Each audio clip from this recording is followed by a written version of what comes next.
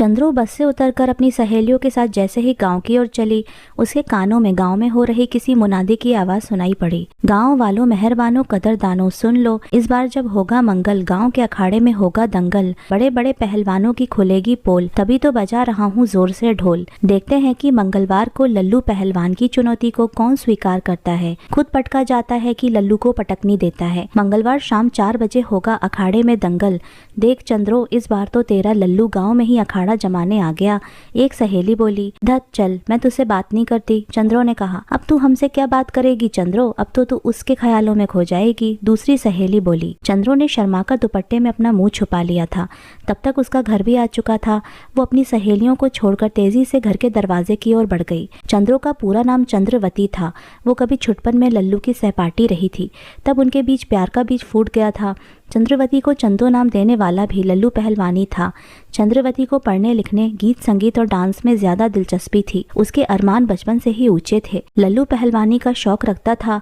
पढ़ाई में उसकी इतनी दिलचस्पी नहीं थी जितनी अखाड़े में जोर आजमाइश करने की। फिलहाल चंद्रवती हिंदी साहित्य में एमए कर रही थी। ये उसका एमए का आखिरी साल था। उसका कॉलेज गाँव से 14-15 किलोमीटर दूर शहर में था। अपनी सहेलियों के साथ वो रोज ही बस से कॉलेज जाती थी। उसके माता पिता उसके लिए अच्छे वर्ग की तलाश कर रहे थे। लल्लू पहलवान को कुश्ती लड़ने का शौक ऐसा चढ़ा कि पढ़ाई बहुत पीछे छूट गई थी, लेकिन पहलवानी में उसने अपनी धाक जमा ली थी। 40-50 किलोमीटर दूर तक के गांव में उसकी बराबरी का कोई पहलवान न था। अब वो पेशेवर पहलवान बन चुका था और अच्छी कमाई कर रहा था। चंद्रवती रात भर लल्लू की यादों में खोई रही। वे बचपन की यादें और अब अल्हड़ जवानी। चंद्रवती को लल्लू से मिले कई साल हो चुके थे, लेकिन उसका वो बचपन का मासूम चेहरा अभी भी आंखों में समाया हुआ था। मंगलवार को शाम 4 बजे तक अखाड़े में तिल धरने की भी जगह न बची थी। औरतों को बिठाने के लिए अखाड़ा समिति ने अलग से इंतजाम किया था। पहली कुश्ती मुश्किल से 5 मिनट चली। लल्लू ने कुछ देर तक तो पहलवान के साथ दांवपेच दिखाए और फिर उसे कंधे पर उठाकर अखाड़े का जो चक्कर लगाया तो तालियों की बरसात होने लगी। कुछ देर के बाद 5 मुकाबले हुए और सबका हाल पहले पहलवानों के जैसा हुआ। अब लल्लू के चेहरे पर थकान साफ नजर आ रही थी। उसे सभी मुकाबलों में जीत मिलने का इनाम मिल चुका था। जब सब गाँव वाले जाने लगे तो चंद्रवती की सहेलियां उसे लल्लू से मिलाने के लिए जबरन पकड़कर ले गईं। लल्लू भीड़ से घिरा हुआ था, फिर भी सहेलियां चंद्रवती को लल्लू से मिलाने पर आमादा थी। ये काम किया चंद्रवती की सहेली मधु के भाई माधवन ने। उसने लल्लू के कान में जाकर कहा, तुम्हारी कोई रिश्तेदार उधर खड़ी है, वो 1 मिनट के लिए तुमसे मिलना चाहती है। लल्लू उठकर गया तो वहाँ 4-5 लड़कियां खड़ी थीं। उसे कोई भी अपनी रिश्तेदार नजर नहीं आई।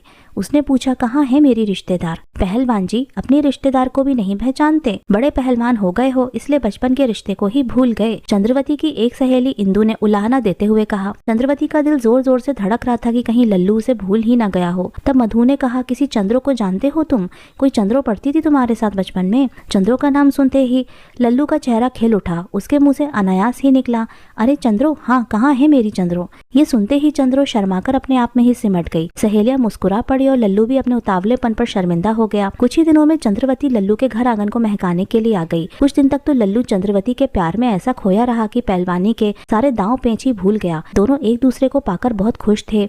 उन दोनों की गृहस्थी बड़े आराम से पटरी पर चल रही थी। उन्हीं दिनों गाँव में पंचायत चुनाव आ गए। लल्लू की राजनीति में कोई दिलचस्पी न थी, लेकिन चंद्रवती को राजनीति विरासत में मिली थी।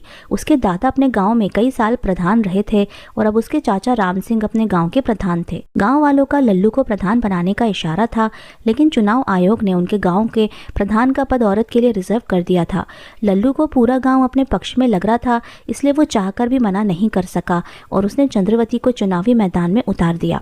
चुनाव एक तरफा रहा और चंद्रवती मालिनपुर गांव की प्रधान बन गई। शुरू में प्रधान के सारे काम लल्लू ही देखता था, लेकिन किसी कागज पर दस्तखत करने हो या फिर ग्राम प्रधानों की बैठक में जाना हो तो चंद्रवती का जाना जरूरी हो जाता था। चंद्रवती पढ़ी लिखी थी, अफसरों से बात करना ठीक से जानती थी। ग्राम प्रधान के अपने हकों को भी वो अच्छी तरह से समझती थी। धीरे धीरे ग्राम प्रधानी का कामकाज उसके हाथों में आने लगा और लल्लू किनारे लगने लगा। अब चंद्रवती पराये मर्दों से शर्माती न थी। उसे कहीं अकेले जाना पड़ता तो वो लल्लू की बाटना होती थी। किसी को चंद्रवती से मिलना होता तो वो उसे सीधा मिलता। लल्लू सिर्फ दरबारी बनकर रह गया था।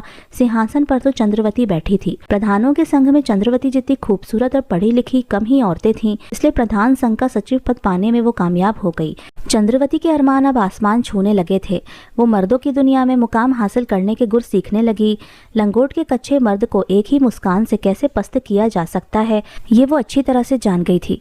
अब चंद्रवती हमेशा बड़े नेताओं और अफसरों से मेल मेलजोल बढ़ाने के मौके तलाशने लगी। ये वो सीढ़ी थी जिस पर चढ़कर वो अपनी इच्छाओं के आसमान पर पहुंच सकती थी। एक बार प्रदेश सरकार का मंत्री भूरेलाल जिले के दौर पर आया तो उसकी पार्टी के कार्यकर्ताओं ने उसका दौरा मालिनपुर में ही लगा दिया। चंद्रवती अपने दबदबे से मालिनपुर में तरक्की के अनेक काम करवा चुकी थी, जिसे देखने के लिए मंत्री को ग्राम प्रधान से मिलने की इच्छा और बढ़ गई। चंद्रवती ने पहले से ही मंत्री के लिए नाश्ते का इंतजाम घर पर ही कर रखा था। भूरेलाल का स्वागत करने के लिए चंद्रवती सजी धजी दरवाजे पर ही खड़ी थी। वो खूबसूरती के भूखे इन मर्दों को अच्छी तरह से जानती थी। चंद्रवती के रूप को देखकर भूरेलाल की आंखें चौंधिया गईं। चंद्रवती ने बैठक को भी ऐसा सजाया ताकि भूरेलाल देखता ही रह गया। जब चंद्रवती भूरेलाल के सामने बैठी तो वो गांव की तरक्की के काम की बात भूलकर उसकी खूबसूरती को देखने में मगन हो गया। जब चंद्रवती ने अपने सुकोमल हाथों और एक मोहन मुस्कान से उसे चाय की प्याली पकड़ाई, तब जाकर भूरेलाल की नींद टूटी। भूरेलाल गाँव का दौरा करके चला तो गया, पर उसका दिल मालिनपुर में ही अटक कर रह गया। शाम को ही मंत्री भूरेलाल ने फोन करके चंद्रवती को उसकी अच्छी चाय के लिए धन्यवाद दिया। चंद्रवती जान गई थी कि तीर निशाने पर लगा है। उसने योजनाएं बनानी शुरू कर दी कि मंत्री भूरेलाल से क्या क्या काम करवाने हैं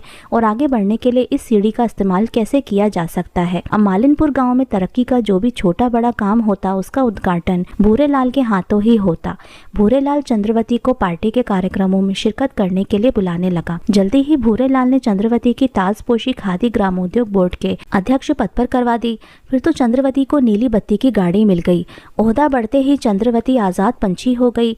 लल्लू पहलवान ने उसे घोंसले में ही कैद रखने के लिए उसके पर कतरने की काफी कोशिश की, लेकिन चंद्रवती के सामने उसकी अब बिसात ही क्या थी।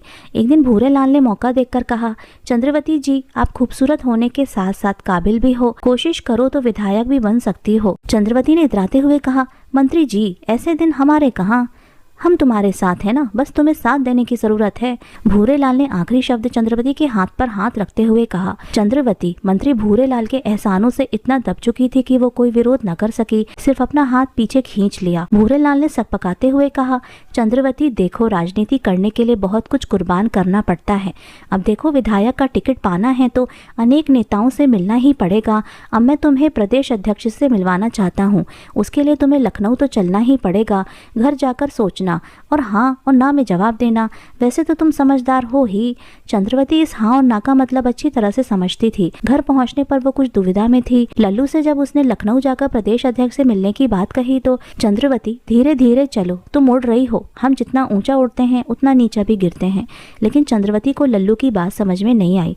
उसे लगा कि पहलवानी करते करते लल्लू का दिमाग भी छोटा हो गया है। विधायक बनना है तो कुछ कुर्बानी तो देनी ही पड़ेगी। चंद्रवती प्रदेश अध्यक्ष से मिलने के लिए लखनऊ जाने की तैयारी करने लगी।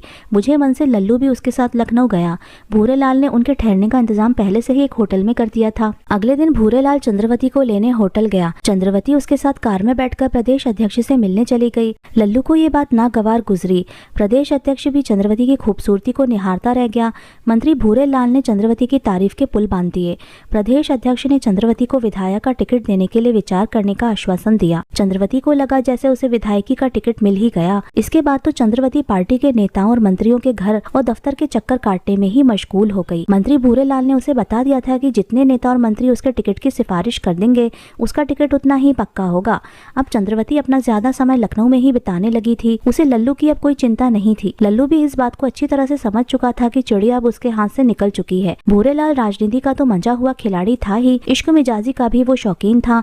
वो जानता था कि चंद्रवती उसके जाल में फंस चुकी है। उसने खादी के विदेशों में प्रचार प्रसार के लिए यूरोपीय देशों का 20 दिन का टूर बनाया और चंद्रवती का नाम भी टूर में जाने वाले लोगों की लिस्ट में शामिल था। लल्लू के विरोध के बावजूद चंद्रवती भूरेलाल के साथ टूर पर गई। चंद्रवती को लगता था कि भूरेलाल ही वो सहारा और सीढ़ी है जो उसकी मंजिल तक पहुंचाएगा। यूरोप के 20 दिन के टूर में चंद्रवती ने अपना सब कुछ भूरेलाल को सौंप दिया। इधर लल्लू इतना दुखी हो चुका था कि चंद्रवती से तलाक लेने के अलावा उसे और कोई रास्ता ना सोचता था। उसने तलाकनामा के लिए वकील से कागजात तैयार करा लिए। चंद्रवती इसके लिए खुशी से तैयार थी। न अब उसे गाँव पसंद था और न ही लल्लू। चंद्रवती भूरेलाल के जरिए और मंत्रियों से मिली। अब उसकी पौ बाहर थी। सुबह से शाम तक न जाने कितने लोग उसे सैल्यूट मारते। एक फोन पर वो मंत्रियों और अफसरों से लोगों के काम करवाती। ऐसा लगता जैसे चंद्रवती प्रदेश में अलग सरकार चला रही हो। लेकिन राजनीति में किसका सूरज कब उग जाए और कब डूब जाए कौन कह सकता है। चंद्रवती की हनक देखकर कई लोग उसके विरोधी हो गए। वे चंद्रवती को फंसाने की ताक में लग गए। मीडिया भी उसकी हनक से हैरान था। एक दिन चंद्रवती और भूरेलाल की जरा सी लापरवाही से उनके अतरंग संबंधों की तस्वीरें विरोधियों के हाथ पड़ गईं और फिर मीडिया तक जाने में में इसे देर कितनी लगती। अगले ही दिन 2 काम हो गए। खादी ग्रामोद्योग बोर्ड के अध्यक्ष पद से चंद्रवती को बर्खास्त कर दिया गया। कहाँ तो वो विधायक बनने का सपना देख रही थी। प्रदेश अध्यक्ष ने उसकी पार्टी की प्राथमिक सदस्यता ही रद्द कर दी। मंत्रियों, नेताओं और अफसरों ने उसका मोबाइल नंबर तक अपने मोबाइलों से निकाल दिया। भूरेलाल के मंत्री पद पर बन आई तो उसने चंद्रवती से अपने संबंधों को विरोधियों की साजिश और मीडिया के गंदे मन की उपज बताया। उसने सार्वजनिक रूप से ऐलान किया कि वो चंद्रवती को केवल एक पार्टी कार्यकर्ता के रूप में जानता है, उससे ज्यादा उसका चंद्रवती से कोई लेना देना नहीं है। चंद्रवती ने इतने दिनों में जो बेनामी दौलत कमाई थी उससे उसने लखनऊ में एक बंगला तो खरीद ही लिया था, लेकिन राजनीतिक रुतबा खत्म होते ही उसकी सारी शानो शौकत पर रोक लग गई। अब उसका दरबार सूना हो चुका था। जल्द ही चंद्रवती को अर्श से फर्श पर गिरने का एहसास हो गया। इस बेकदरी और अकेलेपन के चलते वो तनाव की शिकार हो गई। नींद की गोलियां उसका सहारा बनी। भूरेलाल उसके फोन को उठाता तक न था। जब एक दिन उससे मिलने वो उसके दफ्तर पहुंच गई, अर्दली ने उसे रोकने की कोशिश की, लेकिन वो मैडम ही कहता रह गया और वो उसके दफ्तर में पहुंच गई। उसके वहां पहुंचते ही भूरेलाल उस पर बिफर पड़ा। तेरी यहाँ आने की हिम्मत कैसे हुई? भूरेलाल, मैंने तुझ पर अपना सब कुछ लुटा दिया और अब कहता है कि मेरे यहाँ आने की हिम्मत कैसे हुई? बकवास बंद कर। जो औरत अपने आदमी को छोड़कर दूसरों के साथ हम बिस्तर हो वो किसी की भी नहीं होती, और जो मर्द अपनी औरत को छोड़कर दूसरी औरतों के साथ गुलछर्रे उड़ाए वो किसका होता है? 2 कौड़ी की औरत जबान लड़ाती है। गार्ड, बाहर निकालो इससे। इससे पहले कि गार्ड चंद्रवती को बाहर निकालता, चंद्रवती ने पैर में से चप्पल निकाली और भूरेलाल के सिर पर दे मारी। भूरेलाल के गाल पर इतनी चप्पलें पड़ी कि उसका चेहरा लाल हो गया। उसका कान और होंठ फट गया, नाक से भी खून बहने लगा। जब तक गार्ड और दूसरे लोग चंद्रवती को रोकते, भूरेलाल की काफी फजीहत हो चुकी थी। भूरेलाल ने सपने में भी नहीं सोचा था कि उसकी अयाशी का नतीजा इतना खतरनाक होगा। मामले को दबाए रखने के लिए पुलिस को कोई सूचना नहीं दी गई। कुछ दिन के बाद खबर आई कि चंद्रवती की उसके घर पर ही मौत हो गई। पोस्टमार्टम के लिए लाश भेजी गई, लेकिन उसकी मौत में नींद की दवाओं का ज्यादा सेवन करना बताया गया था। जब चंद्रवती का दाह संस्कार किया जा रहा था तब लल्लू को उसकी लाश से अरमानों का धुआं उड़ता नजर आ रहा था। तो दोस्तों, आज की कहानी आपको कैसी लगी हमें कमेंट करके जरूर बताइएगा। मिलते हैं आपसे अगली कहानी में। आपका बहुत बहुत धन्यवाद।